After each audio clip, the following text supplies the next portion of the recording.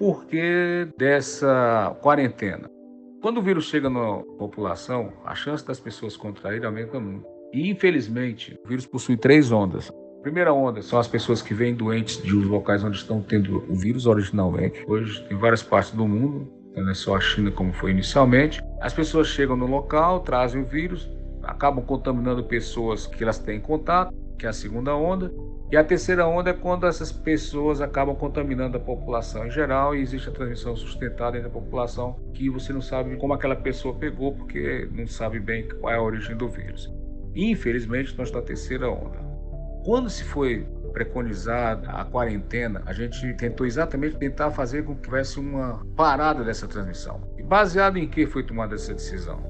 Vendo os acertos e os erros que ocorreram em outros locais, os locais onde houve o investimento do diagnóstico de laboratório e as medidas de restrição das pessoas que estavam contaminadas ou podiam estar contaminadas foram feitas na Coreia, no Japão, Singapura e o próprio China, depois que eles aprenderam a lidar com os casos, conseguiu se controlar essa doença, diminuir a letalidade dos casos. Então o que aconteceu? O que foi feito de correto nesses locais que eu falei? Se tomou as medidas restritivas.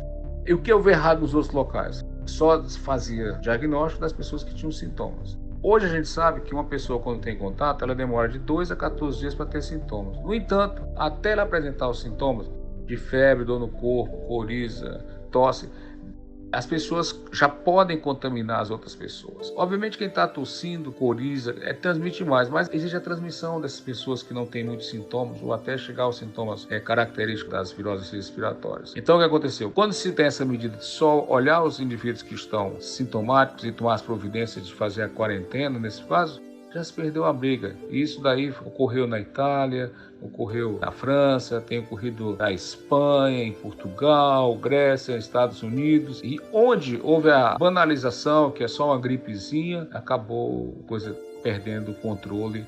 E aí o serviço de saúde não controla, não tem condição de atender as pessoas que, apesar de um percentual pequeno precisar de internação e terapia intensiva, mas com a quantidade é muito grande, o serviço de saúde não atende. Dependendo da característica da população, como no caso da Itália, que tem muito velho, na Europa, de uma forma geral, tem muitas pessoas idosas, essas pessoas acabam evoluindo de uma forma mais grave e muita gente vai para terapia intensiva, precisando de respiradores. E essa terapia intensiva e respiradores a gente não tem o suficiente no nosso serviço quando existe, por exemplo, 9 mil, 10 mil casos. Não tem nenhum serviço de saúde tem para isso daí.